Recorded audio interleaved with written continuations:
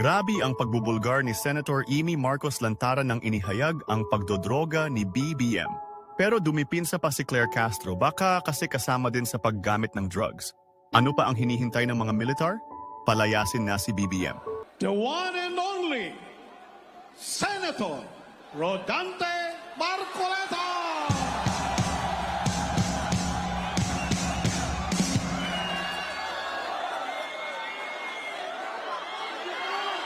Magandang gabi, mga kapatid, mga kababayan. Ako po ang magpapakilala sa inyo sa susunod na magsasalita. Siya po ay matagal kong nakasama sa House of Representatives.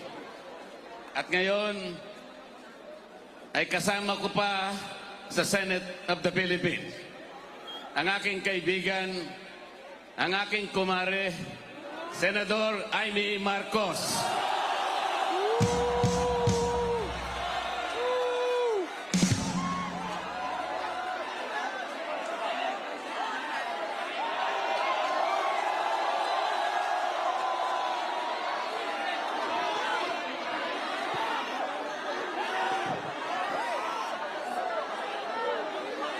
Magandang gabi po sa inyong lahat, mga mahal na kapatid. Ka-Israel, ka-Bien, ka-Erz, ka-Arnel, lahat ng ating minamahal na kapatid. Higit sa lahat ang classmate ko mula Congress hanggang Senado, Senador Manong Dante Marcoleta. Napakahirap po ang pumunta, tumayo at magsalita sa inyong harapan. Pero noon pa man, alam kong walang madali kapag ikaw ay Marcos.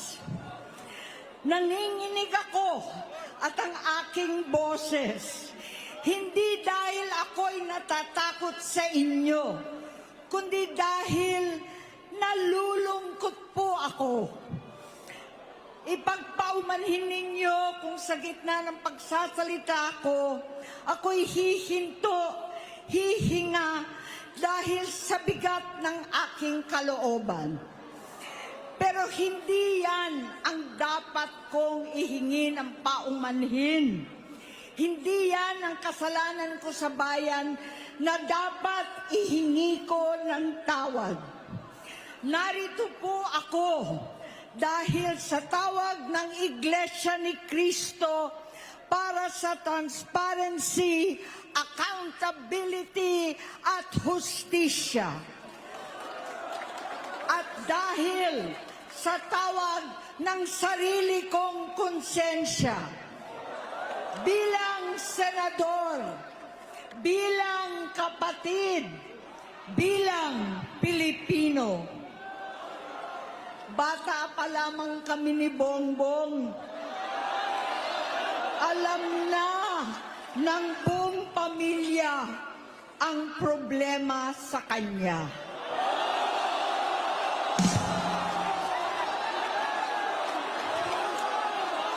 Sa totoo lang, mababasa naman ng lahat ang mga testimonya ng aking ama patungkol sa kanyang ugali at gawain. Noon, dahil may tatay pa kami, hindi ko pa siya responsibilidad. Noong tumatanda, ay mas naging nakakabahala. Batid ko na nagda-drug siya.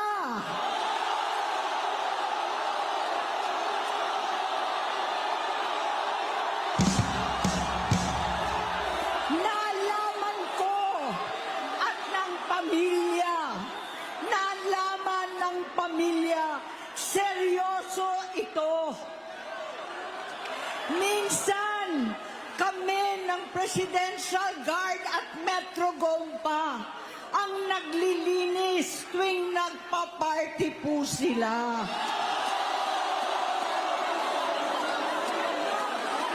Namuhay kaming magkakapatid sa ibang bansa. Kami-kami lang.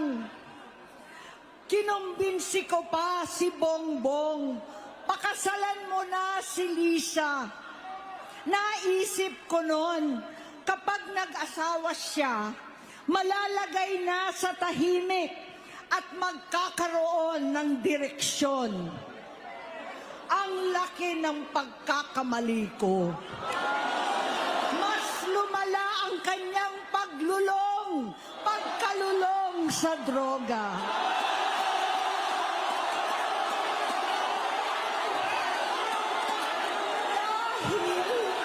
Parehas pala silang mag-asawa.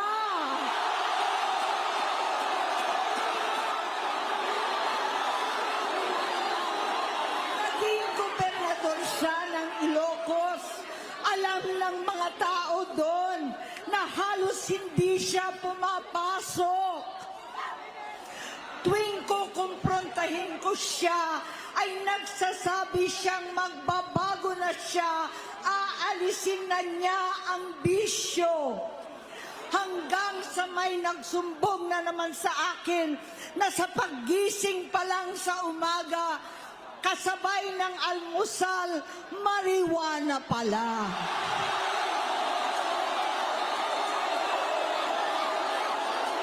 Maghapon sila. Lahat sila nagiinuman at gumagamit ng cocaine. Kasama ng asawa at barkada. Tulad ng ama ko, kinastigo ko ang mga barkada niya. Ang nasirang si Bong Dasa, si Edvi Cruz, Inigo, Tony Boy, Sap Anton, alam po ninyo yan. Paano nagre-resign na sa takot ang mga pulis nila at staff dahil sa lumalalang bisyo. Inayos ko sila dahil gusto niyang ituwid ang buhay niya. Gusto niyang mag-vice-presidente. Hindi siya pinalad at lalong nagkaroon ng oras para sa bisyo.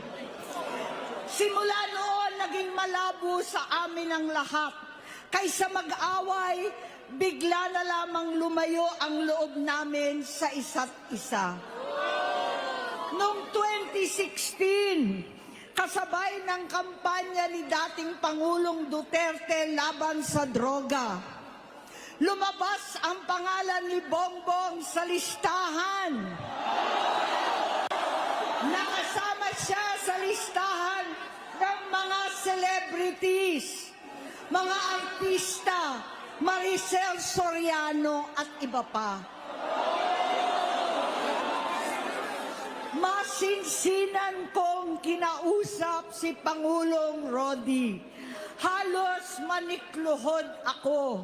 Sinabi kong ayon sa kapulisan, dapat unahin, usigin ang mga pusher at saka na lamang sagipin ang mga user. Naligtas si Bongbong. Labis ang takot ko at pag-aalala. Kinausap ko siya at nagsabi siyang talagang siya ay nagbabago na. Muli at lagi, hindi ako nawalan ng pag-asa. Ako'y naniwala ulit. Mula noon na natatanggap ko na lang na balita tungkol sa kapatid ko ay regular na pagpapadoktor. Kaya kumalma naman ako. Iniisip ko, totoo dahil naopera na ang tuhod niya sa gout. Siguro, totoo na ito. Hanggang nito, na lamang nalaman ko na tuloy ang paggamit niya sa mga party na garapalan naghahain ng droga. Pinagmamalaki pa ng mag-asawang kayang-kaya nila ang microdosing ng cocaine. Hati-hatiin daw para 4 na beses sa isang araw. Hindi mabibisto. Ang pampapadoktor, pinalabas nilang pag-stem cell. Nagpapalit daw ng dugo, nagpapa-blood transfusion. Kayang-kaya raw, hindi ko maintindihan ang pinagsasabi. Noong 2021, kahit papano, nagkikita kami at nagkakausap. Sumumpa siya sa aking talagang hinintunan niya. Naniwala ako kasi sabi niya gusto niyang tumakbo. Ang sabi ko, tutulong ako sa abot ng aking makakaya. Ipinakilala ko si Bongbong kay Inday. Naging magkatandem sila.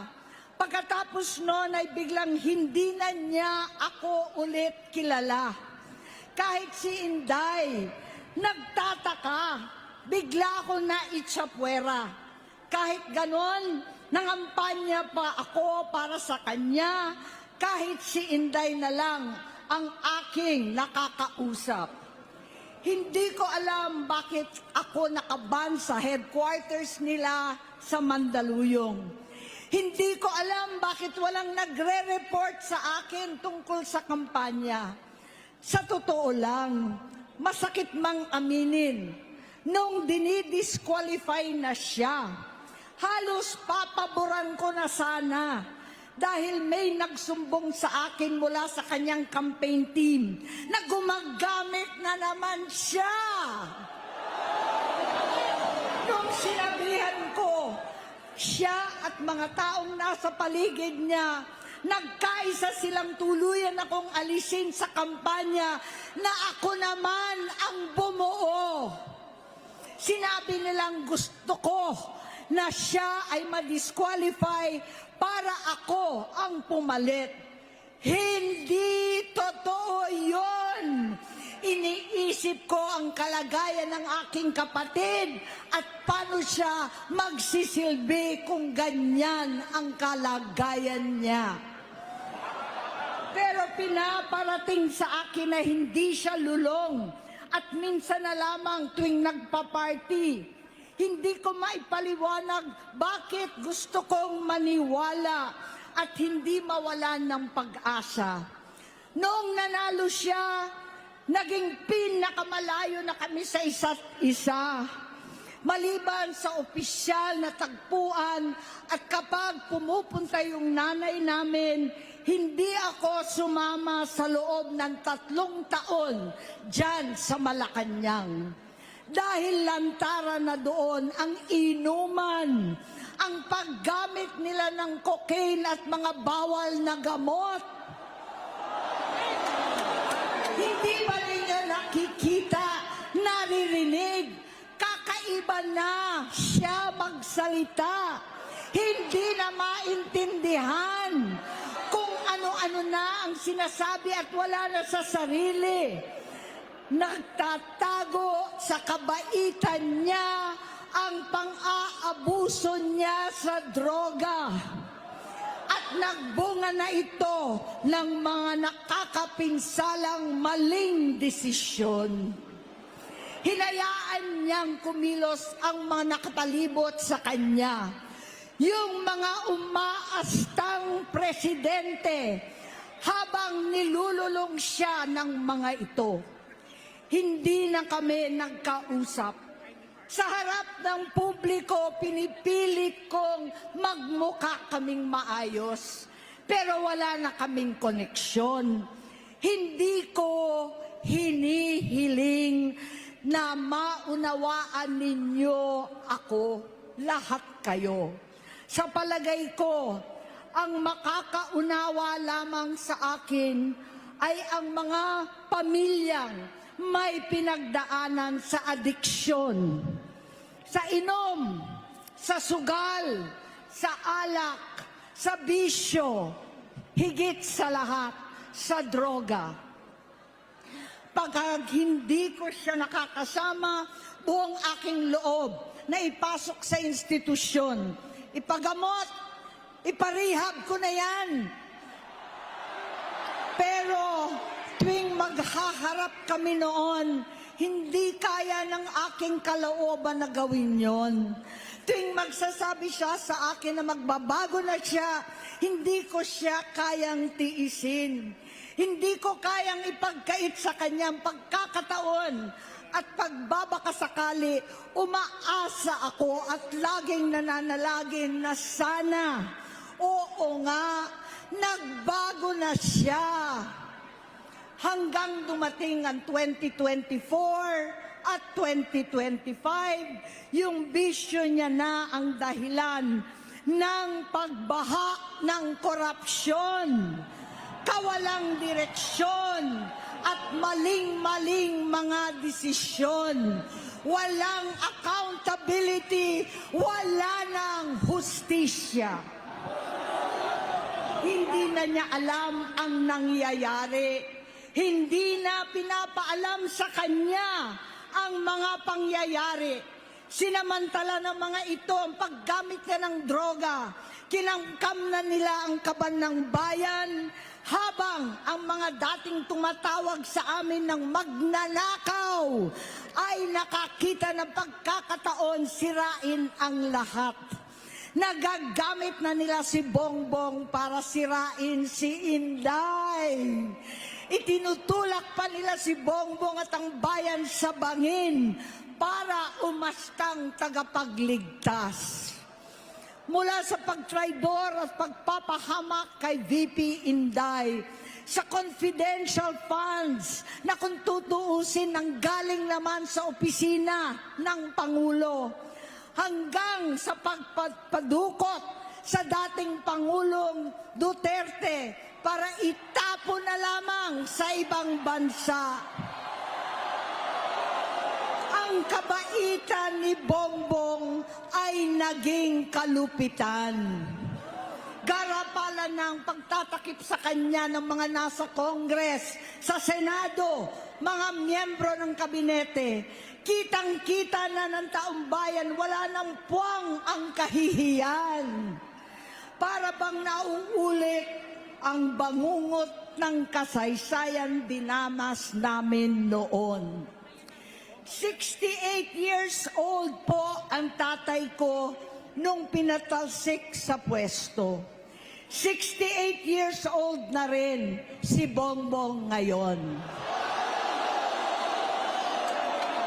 November 17 din, noong 2021, nung nakumbinsi ko si Inday na magbise kay Bongbong. November 18 po, bukas, ang ikatlong araw natin. 9 na taon na nakakaraan, saktong November 18 pa talaga, na pinalibing ni Pangulong Duterte ang tatay ko sa libingan ng mga bayani.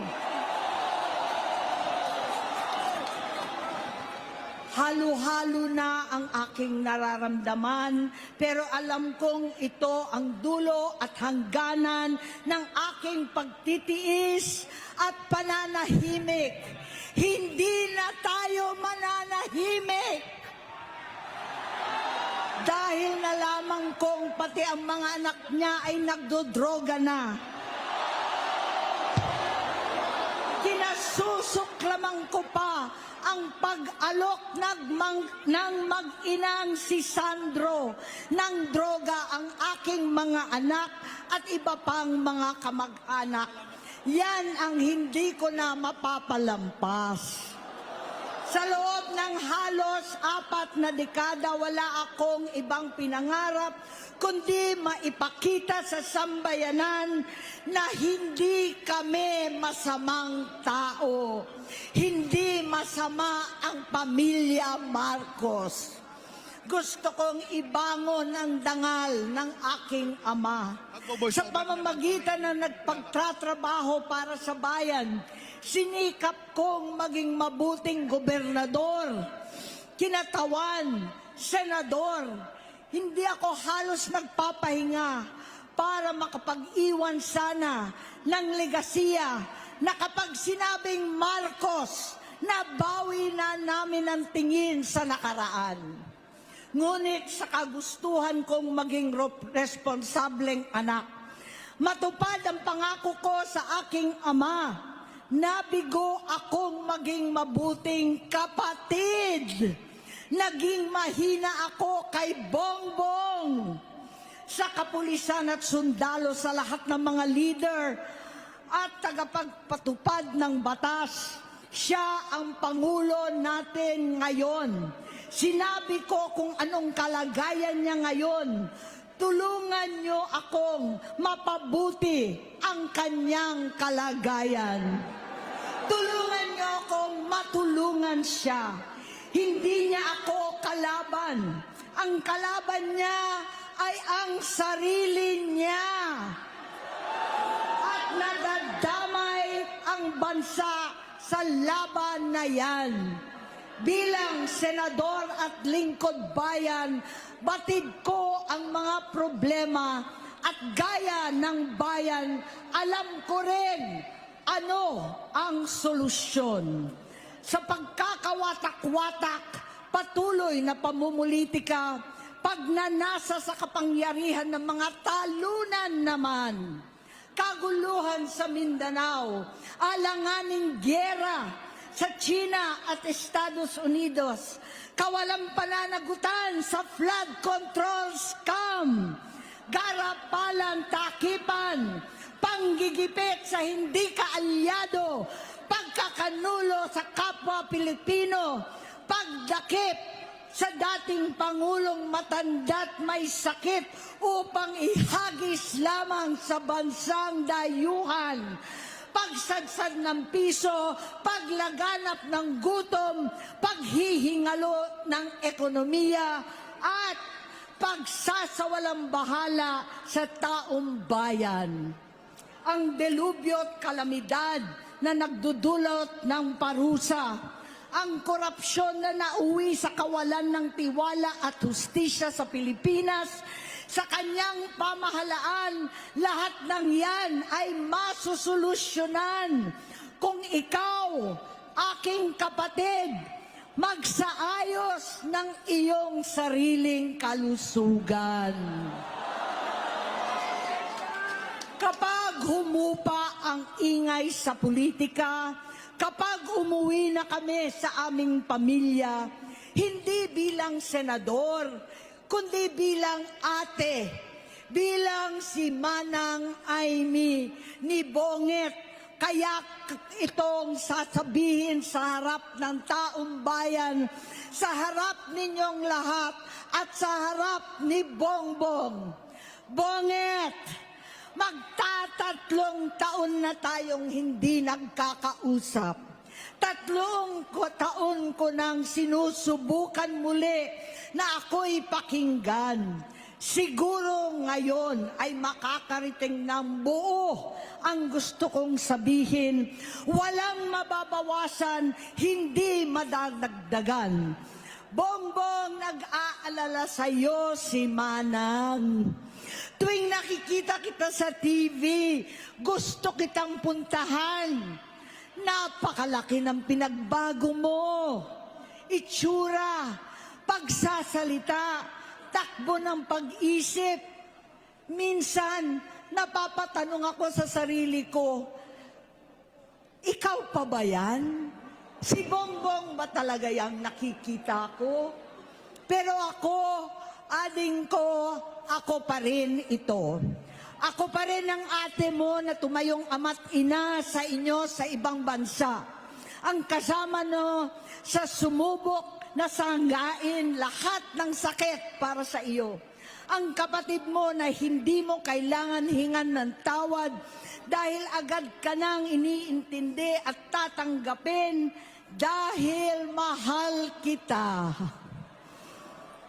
Nasa Bagong Tipan, kay Lucas, Kapitulo 17, versikulo 3 hanggang 4. Kung magkasala ang iyong kapatid, sawayin mo siya.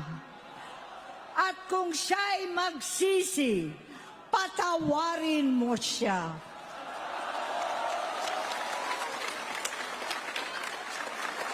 Tama na, ading ko. Tapusin mo na ang paghihirap mo at ng bayan. Gaya noong umalis tayo sa palasyo, kaya ko pa rin hawakan ang iyong kamay, huwag kang matakot. Malaki na ang dulot sa iyo ng droga. Sinisisi ko ang sarili ko dahil hindi ako nakinig sa mga sumbong. Hindi ako nakialam. Hindi ako maniwala. Pero hindi pa huli ang lahat. Tama na, ading ko. Magpahinga na tayo. Umuwi na tayo. Magpagamot, magpagaling at nangangako ako. Hindi ako malilingat, hindi ako magkukulang. Lahat ng kasama mo ngayon, hindi natin kasama sa pinakamadilim na bahagi ng buhay natin. Kasama mo sila ngayon dahil nasa taas ka pa. Ako at ang ating mga tunay na kapatid dito sa Luneta ang kasama mo kahit magdilim ulit ang lahat. Talikuran mo ang iniisip at ibinubulong nilang ambisyon. Unahin na natin ang kalusugan mo dahil sa adiksyon nabigyan mo ng malubhang karamdaman ang buong bansang Pilipino. Matatanda na tayo, sakitan na si Mami, alagaan na lang natin ang isa't isa. Kaliwat kanan man ang panghuhusga sa akin, malinaw sa aking puso na dapat mauna ang Diyos, ang bayan, pamilya at sarili. Hanggang sa mga oras na ito, Bonget, gusto kong malaman mo na hindi kita sinusukuan. Hindi ko kakayanin kung mapapahamak ka.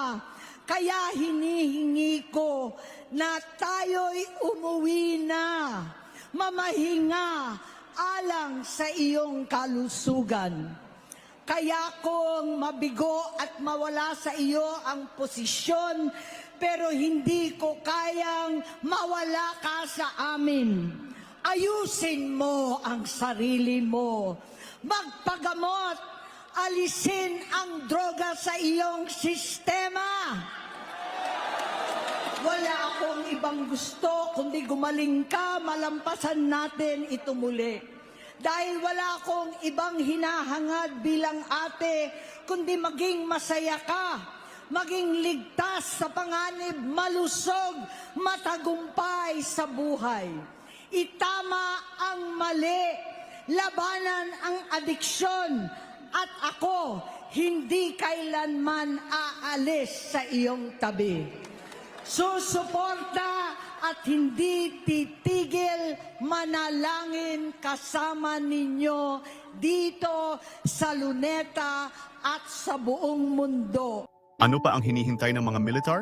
Palayasin na si BBM.